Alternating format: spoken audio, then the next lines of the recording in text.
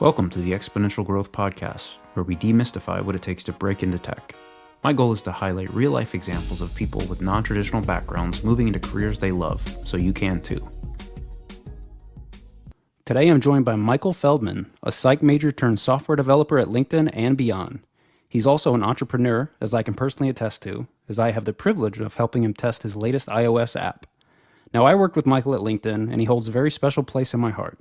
He was the first Slack message I had when I opened up my company laptop, welcoming me to the team. Michael went above and beyond helping me onboard to LinkedIn, and I was blessed to work with him on my very first project. He recently left LinkedIn to pursue another opportunity, but he left on great terms, and to say the team misses him would be the understatement of the century. He's one of the most sincere people I've ever met, and he taught me a ton in our limited time together, not just about development, but about being a better person. Michael, welcome to the Exponential Growth Podcast. I am so glad that you agreed to come on and tell your story about breaking into tech. How have you been? I've been great, and thank you so much for that kind intro. I could say so many of those things about you as well. It's been great working with you over the years, or I guess months, not years, and just growing as a developer because of the interactions I've had with you. And I feel like, you're one of the most genuine people I've met as well, and it's just been a great experience overall No, working with you. I really appreciate those kind words. And I guess I wanted to start at the very beginning, Michael. Like growing up, I think so were you born and raised in Omaha? Like, what did that look like? Yeah, I was born and raised in Omaha. My family, technically, so there's a little suburb of Omaha called Bellevue that my family lived in initially, and then we moved to Papillion after a few years, but in the Omaha area my whole life. Okay. Now, were you like, what kind of stuff did you do for fun? Were you taking apart computers by the age of 3? Were you just that natural, or what'd you do? So growing up, I had an older brother, and he was very into video games and things like that growing up. And I remember a lot of the time that like a lot of the free time that I had as a kid, I'd be playing video games with him. He like showed me how to play Super Smash Bros. And Legend of Zelda and RuneScape. And I think I was around like 6 years old. So my parents didn't let me play all the time, but whenever I could, I loved being on a computer, loved playing games. And I just loved being competitive. And I loved playing sports with my brother. I loved trying to learn what he was learning in school, things like that. So I would say definitely early on competition was a big driver for me, honestly, and learning new things and exploring things. Very cool. Sports and games. And I have to double click on the Zelda. Like, what was your favorite Zelda game if you had to just pick one? Because I also played. Yeah, Ocarina of Time for sure is Okay. what I spent the most time playing. Okay. And yeah, there are some other games I'm sure that I play that I can't remember right now, but remember like Zelda, RuneScape, and StarCraft was what was a big one. I think my favorite was the Super Nintendo version, a Link to the Past. I never got to enjoy the N64 and on, but yeah, I Zelda played a special role in my own life as well, so that's very cool. So Omaha was Omaha. It doesn't until I joined LinkedIn, I didn't associate Omaha with being like a tech hub, so to speak. So does Omaha facilitate the culture? Was it the environment kind of conducive for you to grow into that role eventually, looking back? I would say Omaha has more of a tech culture than people think. And, maybe it hasn't been that way for very long, but I think definitely now there are events around Omaha where you can go and get connected to people working in tech. Just a couple weeks ago, I went to a Christmas kind of theme party where, you could just go and socialize, get to know people. Maybe you're looking for a job, you can talk to somebody who's hiring, things like that. And then like LinkedIn has an office in Omaha, and I wasn't aware that they had an office until, a couple of years ago. And like I said, I feel like there are tech jobs in Omaha, and um, I think sometimes people just aren't that aware of the tech scene. Okay. I know that was the case for me. Very cool. Yeah. And and growing up, did your parents encourage the gaming and for you to like explore? Were they understanding of your interests? Yeah, for sure. And I would say when I was around 10 or 11 years old, maybe a couple years older, I can't remember exactly, but my mom, she was actually a teacher at the time, and her job was to teach teachers how to use iPads in their classrooms. And so she'd come home and talk about, these really cool apps that all these kids are using to learn about math and science and all this. And I thought it'd be really, really cool if I could make an app or do something with programming. And so as soon as I kind of got in that frame of mind, my parents were very supportive, like, oh yeah, here's this thing called Scratch, and it's like a drag and drop kind of interface, and you can make these little programs. And then there's another program called Alice that my parents found for me, and I kind of played around with that as well. And eventually, there was this camp that came to Omaha, and it was called Youth Digital. I think they were based out of North Carolina, and I think they got acquired. Like, I'm not sure if they're a thing anymore, but that camp is when I really got my first taste of I'm going to be able to make an app, because that was what the whole camp was about. Is you use this program called Multimedia Fusion 2, which again was kind of a drag and drop, but a little bit more complex. And if you code your app in Multimedia Fusion 2, then you can deploy it to the App Store. And I thought that was the coolest thing ever. And so at the end of the camp, everybody makes their app, and then you have this little display for all the parents to come in and see. And I remember there was one instructor there, and I went up to him and I said, "Hey, this is really cool that I can show my parents this on a phone or an iPod, iPad, but I really want to get it to the App Store." And I asked for some help, and he was like, "Sure, no problem." And so he was the greatest mentor. Like, he was such a influence to me early on, because I swear we've emailed like 200 times back and forth, like me asking him questions like, how do I do this thing in Multimedia Fusion 2, and getting things on the App Store. And so he was very, very helpful, and eventually got my first app on the App Store like maybe a year after that camp. That's amazing. I am definitely going to ask you about that because I saw you have a portfolio of like 11 of those. So I definitely want to Yeah. dive in and better understand those. So it sounds like your mom, through her teaching, was that your first exposure to programming? Yeah, I would say it was my mom, and then a little bit of my grandpa as well, because he was actually an instructor of computer science at a community college. And so he kind of, thought coding was cool. And I thought coding was cool too because of that when I was younger. But yeah, those are my main influences. Okay. And talking about that camp, what was about how old were you at that time, if you remember? I know I was in middle school. I Okay. want to say I was like 12. Yeah, because I think I got that first app published to the App Store when I was 13. Okay. Very cool. So that's Yeah. awesome that you had that early exposure and quite fortunate in hindsight. So very cool. Okay, fast forward 2018, looks like you graduated high school and I see that you were in the band, you played tennis, golf, and basketball. So starting with band, what instrument did you play? Play the trumpet. Love playing the trumpet. Okay. I was Yep. I played the saxophone, so I can appreciate a fellow band guy. Very cool. I And love it.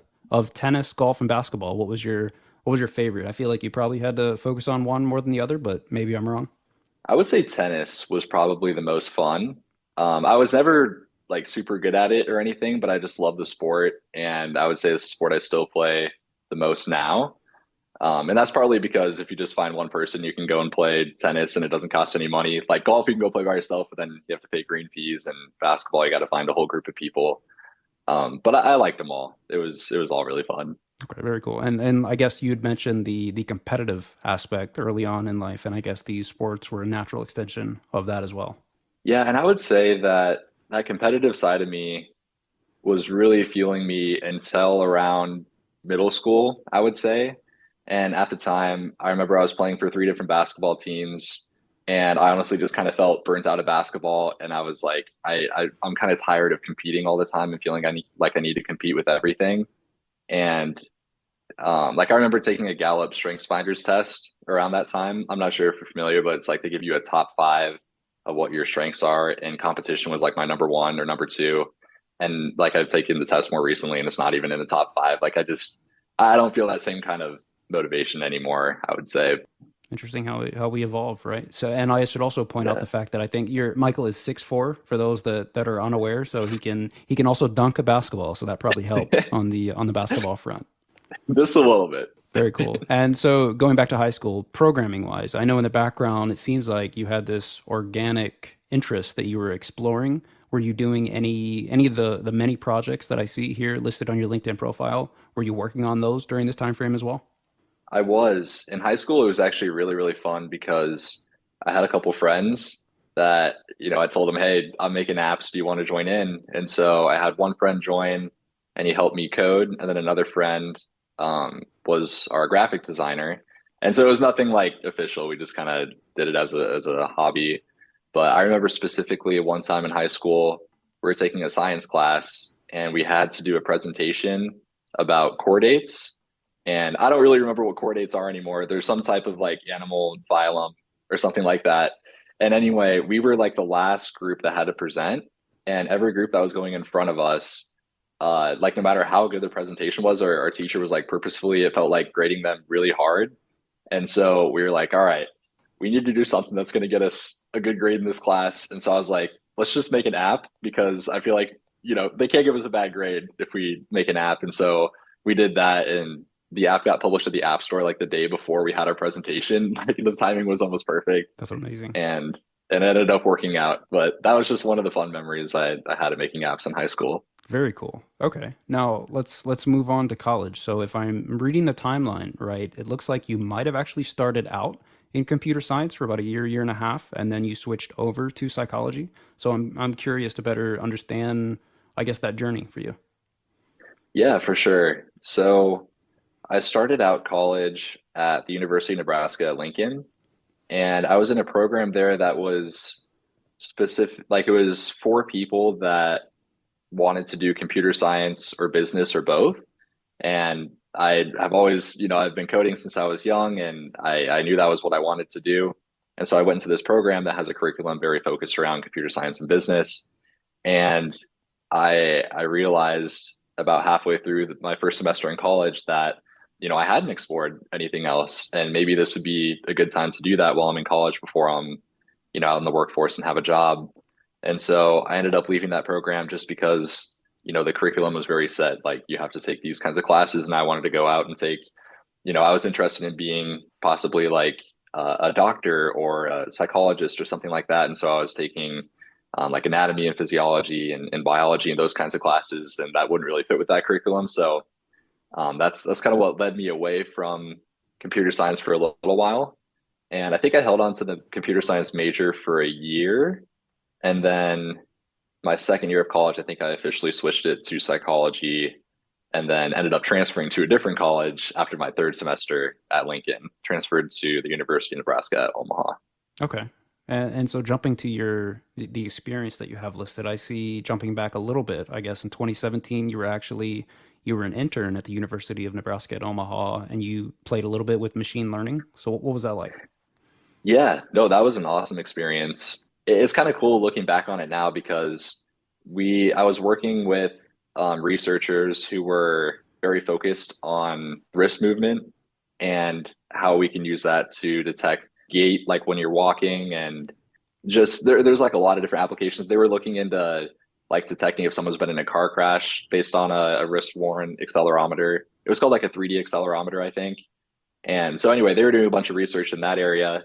And so I joined in, and the idea was I could pick out something that I wanted to research, and then they'd help me with it. And I was like, it would be cool if we could detect if somebody was washing their hands or not.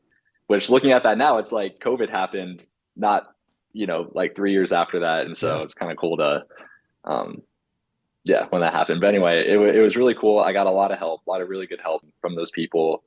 And I got to kind of design my own experiment. And so I remember like walking people through a set of tasks that they had to do. And one of them was like washing their hands. They had to like dry their hands. They had to like walk up and down stairs, different things. And then the researchers, they would help me like put all that data into um, like a machine learning program. I didn't do too much of that in in all honesty. Like they really took the wheel there.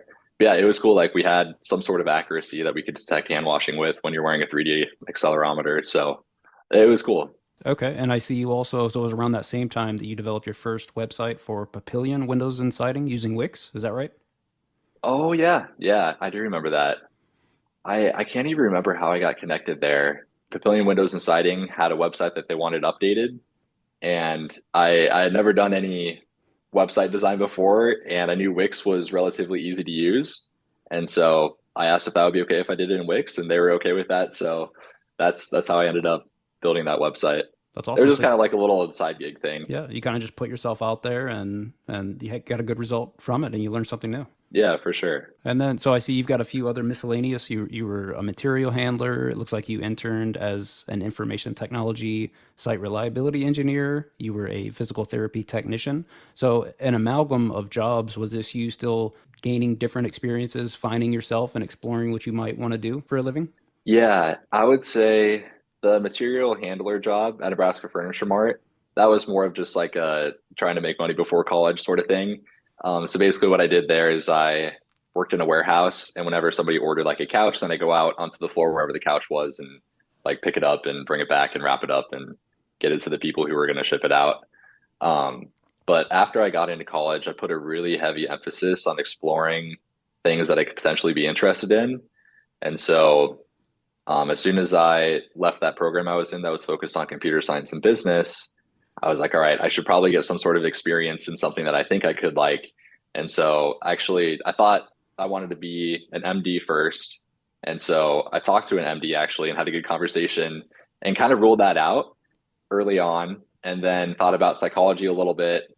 And then I can't remember exactly how I got like thinking about physical therapy, but I really thought that's what I wanted to do within the whole kind of like healthcare system. And the reason I wanted to do physical therapy is because I knew I'd be helping people every day that I went into work, and I could see that impact directly. And I also knew I wasn't going to be, influencing somebody's life. Like it would never be like a life or death kind of situation, which is kind of what led me away from being certain types of doctors and things like that. So I thought it would be a perfect fit for me. And so I got a job as a physical therapy tech, and it was a great experience. And I really got to see what physical therapists do every day. And after being there for a little while, I kind of ruled that out as well. I would say it was around that time when I was like, all right, I've done enough exploring, I think, and I want to come back to computer science. That's what I've always known. I do really enjoy it. And I think I just need to find a role within software engineering where I feel like I'm impacting people's lives in a positive way. Because I feel like the reason I kind of strayed initially was I wasn't sure if I was a software engineer, would I just sit at a desk for 8 hours a day, staring at a screen and not really impacting people's lives? And so I feel like I've started to try to do things at least like in my spare time where I feel like I'm building software that's helping. Good for you for exploring your interests, especially at that age. I know it probably took me 10 years after college to finally land on what I want to do, quote unquote, for the rest of my life. So good for you for being willing to explore. And if I guess if the audience takes nothing else away from this, if you've got the opportunity to explore, explore, because just like Michael said, he tested and he tried a bunch of different things and he eventually came back to programming, which is what we're gonna focus on next. So it sounds like it might have been that moment. That was my next question: is when did you know that you wanted to commit and become a developer? Yeah, I would say it was really close to that time period, if not that time period. So I left that job once I realized that I didn't want to be a physical therapist.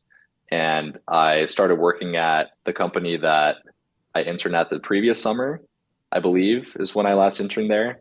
I think it was after I came back and started working in a software engineering type job again, where I was like, all right, I think this is what I want to do. And ever since then, I've just tried to, I still held on to the psychology major because I did enjoy it. It was very interesting to me and it was different than computer science. And I also didn't want to stay in college for, another X number of years because I switched my major and then switched back or anything like that. Yeah, no, that's amazing. And so you finally committed, and I was going to ask, how do you feel, or how did you feel at that time? I would imagine some sense of relief that you had finally selected a path. Oh yeah, for sure. I can't tell you how many times I'll go on Google and look up, jobs where you help people, fun jobs where you help people, jobs that pay a lot where you help people, things like that. Yep. And I'd search any of that, and then all the links were purple just because I would spend so much time doing that, and it was just always on my mind. And I was on in a sense of like, when you don't know what you're going to do, like it's still a form of stress. You just feel even if you have a path that you're not 100% sure is right, if you know you're sticking to that path then you feel better because of it. At least I felt better because of No, it. beautifully said. Now, a lot of people are afraid that they can't learn programming. What did you struggle with the most? It sounds like you were blessed to be exposed to it early on, but was there anything in particular that you struggled with? Maybe retaining some of the stuff that you were learning? Yeah, for sure.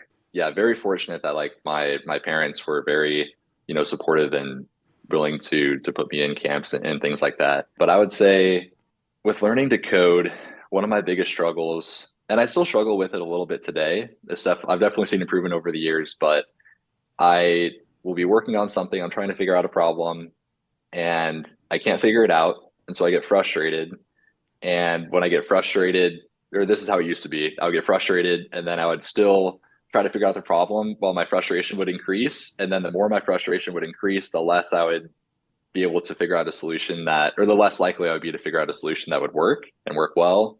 So what I've come to realize over doing that probably too many times is that whenever I start to feel that frustration, it's a good idea for me to just completely get away from my laptop, just like go for a walk, or if it's close to bedtime, sleep on it, wake up. I can't tell you how many times I've gone to bed with a problem in my head that I can't solve, and I wake up and it's just there, or I have new ideas. Like your brain does a lot of things when you're not actively thinking about the problem. And I think I kind of underestimated that power and just tried to brute force it.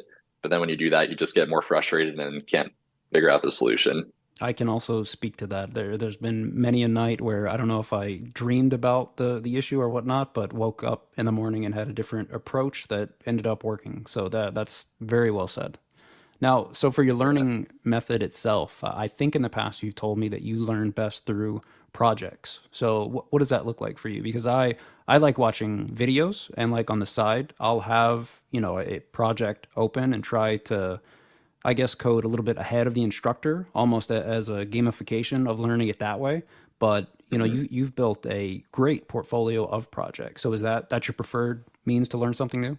Yeah, I would say building things, and sometimes, like when I first got started making Flutter apps, and Flutter is the framework that allows you to develop cross-platform mobile apps. So, like before I knew anything about Flutter, I love going on Udemy and doing. I usually don't get all the way through the course. In all honesty, I usually get about halfway through, and then I'm like, all right, I know enough to do what I'm trying to do. Same. Yeah, and because I feel like you need to have there has to be a demand for learning what you're trying to learn. Like it's hard for me to read a book or consume a course where I'm learning things I don't know if I'm ever going to use in the future. But if I'm trying to build a specific project and the project needs these specific sets of things I need to learn, then I'll be much more able, like better equipped to learn it. Do you take copious notes, or have you learned to rely on documentation, or perhaps a mix of the two if you're, say, learning a new language? Yeah, so I don't take a ton of notes. I would say I do keep the like practice apps if you're doing like a mobile app course or programs that you're writing from a course on my computer so I can reference them later because usually they have pretty good snippets of code that I can reuse for things. And kind of going back to online courses on Udemy, like a couple courses that really stick out to me are courses by Dr. Angela Yu. She has one on Swift and another one on Flutter that I've both taken and both really like those a lot. Nice. All right. And I want to jump back a little bit now because I saw that you gave a Swift presentation at an Apple seminar. I did a double take when I saw that. I want to learn about how did you find the opportunity to do that? What was that experience like? So I was very fortunate. Once again, this is my mom. So now she actually works for Apple. But before that though, she was very passionate about using Apple products in the classroom and was doing all these things with iPads and teaching teachers how to use them. And so Apple was interested in hosting this seminar in Bellevue Public Schools, which is where she worked at the time. And so she told them that I like making apps and was coding them in Swift, and they were excited about it. And so I went there and I showed them one of my apps. I can't even remember which one it was. And I just kind of talked about it. And that was really it. It was just kind of like a little 30-minute presentation where I just showed like it's possible for students to learn this kind of thing. And they had questions about like how I learned, how to do this and things like that. That's amazing. If so, to anyone listening that might be interested in putting themselves out there and trying to find conferences like that to speak at or to participate in, do you have any, I guess, general advice? Anything that might translate? I know it might have been a while for that, and it was a unique situation, but does anything jump out at you specifically? I honestly, I've been very, very fortunate, very privileged to like receive a lot of the opportunities that I have. But I would say now I have started going to more of these social events in Omaha that involve tech people. And there are more people than I thought that are willing to, they just meet you and then just simply meeting somebody and having that initial connection, then they're willing to help you out in more ways than I was expecting, like, oh, do you need a job? Do you need to get connected to this? And then they know other people and just kind of tapping into the networks of people that you meet. And, soon enough, you go to 4 or 5 of these things, then usually there's somebody there that can help you out the way that you want to be helped. Yeah, no, that's amazing advice. And again, the importance of the network, and not in a bad way, but building genuine, authentic relationships and putting yourself out there. That's very well said. Let's jump back to the career now, and a scary topic, interviewing. Obviously, you worked at LinkedIn. That's where I met you. Was LinkedIn your first real tech interview? LinkedIn was my first tech interview. And what was that process like for you? I was actually expecting a different process and then happened. So I came on as a contract software engineer intern, which is kind of a unique position. And so I was informed that I was going to have a initial coding round where it'd be like 1 or 2 questions, 45 minutes. And then if I passed that round, then I'd have a full on-site, which would be like 4 coding interviews, or maybe 3 coding interviews and 1 system design interview, and then like a manager interview and things like that. And so when I had my first interview with LinkedIn, it was the 45-minute coding one. And I got asked one question and I thought I did well, but I wasn't 100% sure if it was like good enough to move on to the next round. And then I got an email saying that they were interested in hiring me. And I was like, wait, that was the only round? Like I thought I was going to have a whole on-site and all this. And I Yeah, couldn't believe, I remember I started shaking. I was like, there's no way that this is happening right now. that's amazing. A very, very exciting moment. Very fortunate that it worked out the way that it did. And that, I guess it was a good thing too that I prepared for this next round that never happened, because now I know more about system design and have done a decent amount of leak code problems. So Yeah, that's what I was going to ask. So the problem that you did for LinkedIn, was it a leak code type toy problem basically that you just solved in real time?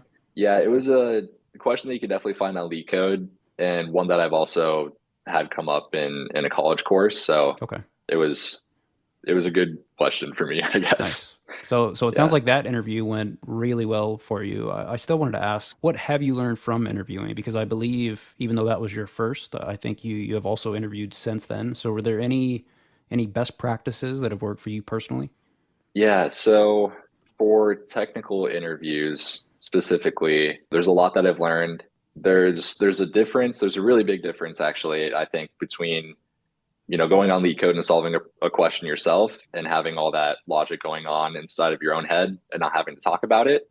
But then when you're in an interview, you have to communicate what's going on in your head to the interviewer, make sure they're on the same page as you. And that's something, just like talking out loud while you code. It sounds silly, but like it really helped me. And yeah, so I'd recommend that for sure. And then just understanding that it's okay if you can't think of the most optimal solution right away. I found that sometimes if you code out the brute force solution, then the interviewer can see your coding style rather than just leaving it blank, And then sometimes when you're coding that brute force solution, kind of what we talked about earlier, like sometimes if you sleep on a problem you're trying to figure out, like while you're doing that brute force solution, sometimes your brain's working in the background and then you figure out the more optimal solution as you're going along. That's great advice. And then just like doing, I guess in general, just doing a lot of problems, trying to get, do problems from different kind of like categories. I guess your linked lists, your hash maps, your arrays, all those different things. That's definitely helpful as well. That's great. Big takeaway is you don't have to get the constant time solution initially. Get the brute force, show that you can do it, and then, if there's time left, you can talk about it and refactor. So that's great. Yeah. Have you had any bad interview experiences? You know, I haven't had any interviews that stands out as being much worse than all of the others, but I have had a handful of interviews that I left feeling like they just weren't the greatest. And those were all non-technical interviews. So LinkedIn is actually the only technical interview that I've gone through. And in those kind of interviews where I leave not feeling as great about it, usually I feel like we didn't talk about the right topics, like I wasn't able to fully show who I was or what I've worked on, things like that, or just wasn't able to connect with the interviewer super well. And then in interviews, like non-technical interviews where it has been better, I feel like, we connect and we talk about things that we're excited about, and I get to show who I am and things like that. So I guess in those situations where it didn't go like you had hoped, did you beat yourself up, or did you try to find the silver lining and course correct for future interviews? I feel like I overthink things a little bit. So like after those interviews, I'm thinking about it, it keeps me up at night a little bit. And I just tell myself next time, I'm not going to do that. I'm going to Okay. do something different and allow that. to take a different path. And sometimes it still would happen, but over time it happens less and less. Okay. It's good to know that you're human, Michael, because sometimes when we're working together, I wasn't convinced. So thank you for actually being relatable. Now, I'd like to do a deep dive in your psychology, which you hopefully as a psych major would appreciate as well. What does your morning routine look like? I've been trying to get better about this. So when I was in high school, I had to wake up for like marching band practice or basketball practice. And I would set my first alarm like an hour before I actually needed to be up, and then have legit like 10 alarms go off before I would actually be able to wake up. And I discovered this app that forces me to do math problems before like the alarm will stop going off. And so I have that now. And so usually I can wake up like right after that alarm and maybe one after that. So that's been an improvement for sure. So anyway, my alarm goes off. I get up and then I go and work out and then come back, have some sort of breakfast usually. Sometimes I don't though. It just kind of depends on the day. And then like right now, I'm in a spot where I'm not working. So I was just at LinkedIn and then I have a little bit of time before I start my next role. And so then I start working on my side project and usually have, a couple meetings that have to do with that. And yeah. Okay. I definitely want to talk about that side project and your next play as well. But first, if you woke up tomorrow and you had unlimited money and you knew that it was legitimate and that you would get to keep it, what do you think you would do every day? That's a great question. I think I would probably work on side projects kind of like I am now. And if I had unlimited money, then I could fund them, which would be really cool. And I would just continue to try to build. So, like, if I did one kind of side project idea and it turned into a startup and then turned into something big, then I would want it to be something that could have some sort of positive impact on people and then just kind of repeat the process and do it over and over again. I think that would be the dream. So it sounds like you'd pretty much do what you're doing, but perhaps at a bigger scale, perhaps. Yeah. Yeah. Yeah, for sure. No, that's amazing. I try to start asking myself this question, Michael, when I was in my last career before moving into tech. And my answer to my wife when we talked about it was I'd go get a computer science degree at Stanford or something like that, and then just figure out how to become a programmer. And fast forward to today, thankfully, there are other routes where you don't have to go through that formal education. You certainly can, but there are other avenues, which is amazing. So thank you for Yeah. sharing that. Yeah, for sure. Any books or podcasts that have had the biggest impact on you, either technically or otherwise? I don't honestly read a lot of books or listen to a lot of podcasts. There's one podcast I do listen to now called the Accidental Tech Podcast, and it's just kind of a fun one that I listen to. I was introduced to it a few weeks ago, so I can't say for sure if it's really good or really bad right now, but that is something that I'm listening to. But yeah, I wouldn't say a ton of books or podcasts, that I've listened to here and there have had a great, like a really big impact on me. I would say it's more so been like those Udemy courses or just random YouTube videos that I find, because usually what I would do is I would go on a Udemy course, follow the tutorial for something, and then the end product would be close enough to what I want to build where I can just edit it from there. And I can go on Google and like find how to do certain things and kind of plug it into my app as I go and then get things to work there. Yep. Very cool. So I have added Accidental Tech to my to listen to list. So thank you for sharing that. I'd never heard about it. I will definitely check out that show. Yeah, cool. Tell me about the two or three most influential people in your life and how they impacted you. That's another great question. So the person that comes to my mind first is my wife. She's had a really, really big influence on me. I feel like I was very reserved and a little bit closed-minded before we first started dating. And she is very outgoing and energetic and just wants to care about everybody and love everybody. And she's definitely helped me become more that way, which I really appreciate. And yeah, she's just awesome. So her for sure.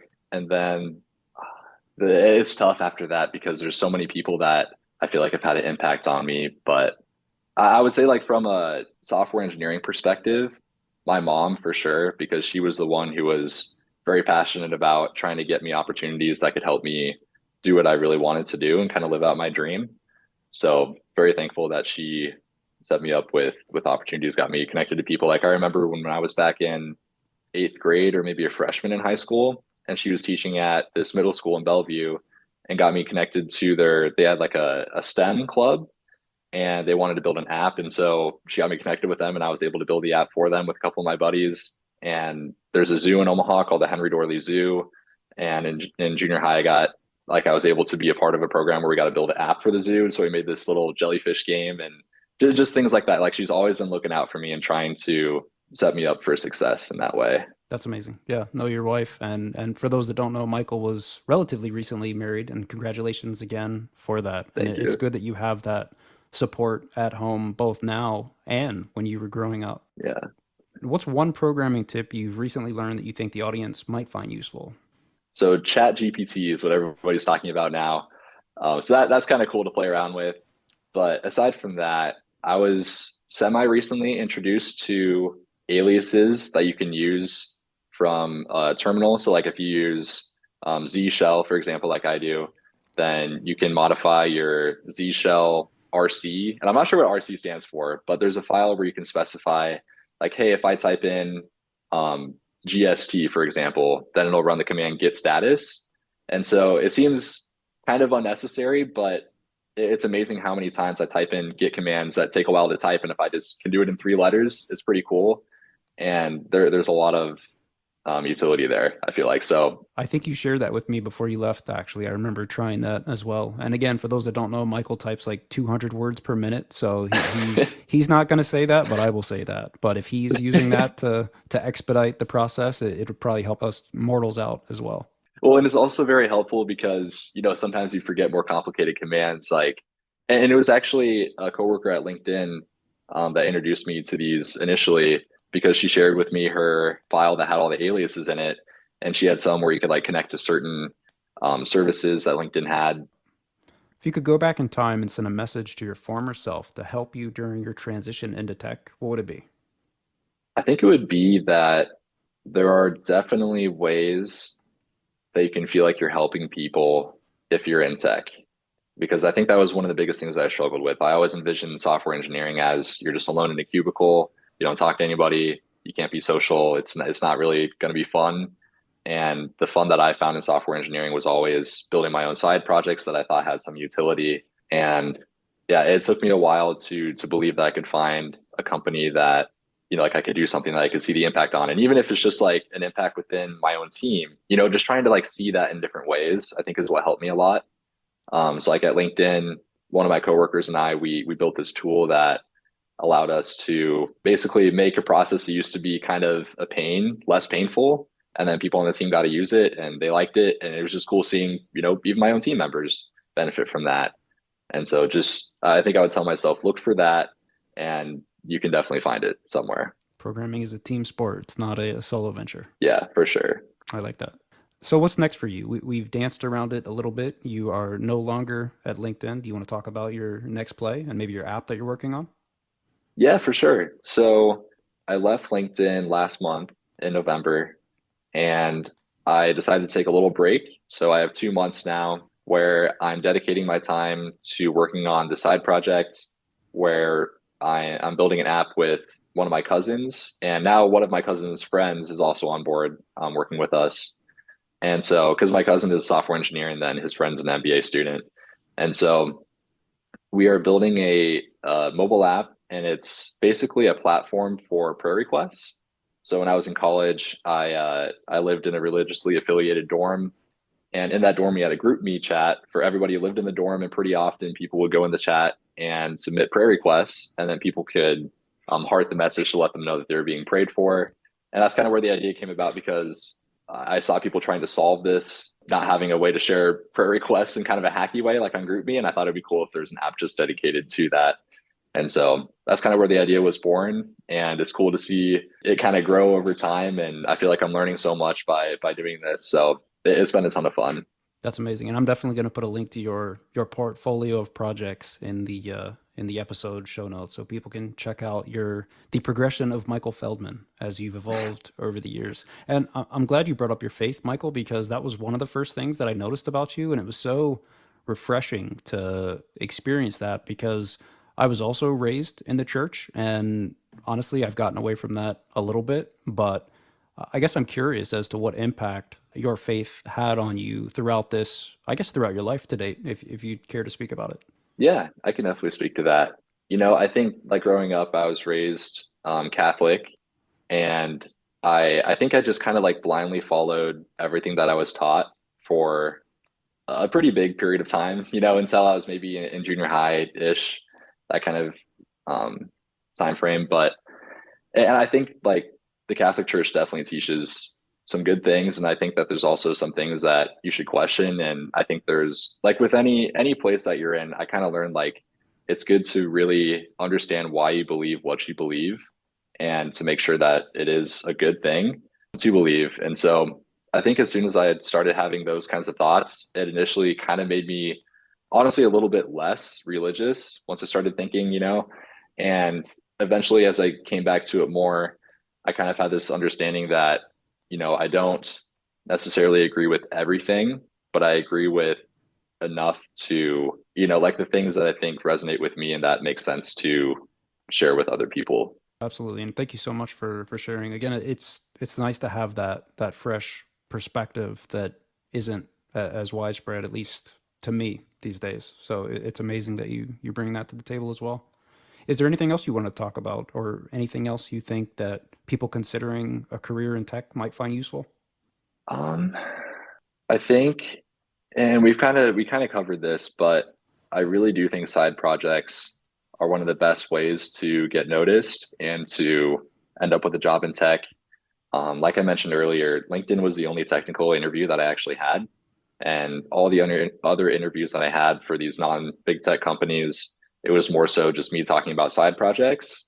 And it's cool when the interviewer can see like you're not just talking about your project, but you can also show them it. Like you're like, hey, here's a link to this website that has this many users, or this app is on the App Store, has this many downloads, sort of a thing. And when they can actually interact with it, I feel like that has a really big impact on them.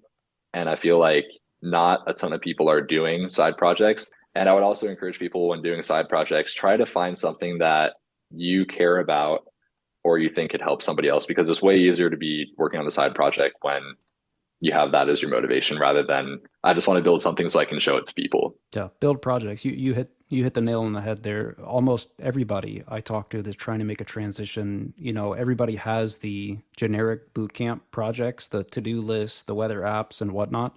So few have authentic projects that they've built that align with their interests. And you're the prime example of what building those projects over time can do for you in terms of a career. Where can we send people to find more out about you? So that website that you mentioned with my side projects on it, I think that would be a good place for people to see kind of what I worked on. And there's a couple links on a couple of the projects that maybe have like videos or articles about those projects as well. But as far as like contacting me personally, LinkedIn is a great place, like LinkedIn messaging. Like if you send me a request, I'll accept. And I check LinkedIn chat pretty much daily. So I would say that's the best spot. Awesome. Michael, thank you so much for taking the time to tell your story from psych major all the way to LinkedIn and now beyond. I know I personally learned a lot of things from you and your ascension into the field, and I just want to thank you so much for coming on and sharing your story. Yeah, thank you so much for having me, James. Thank you for listening to this episode of the Exponential Growth Podcast. If you enjoy this conversation, be sure to follow the show on whatever podcast application you use. Just search for Exponential Growth, How to Break into Tech. If you got value from today's show, consider leaving a 5-star review. And most importantly, if you know someone that might be interested in breaking into tech, tell them about the show.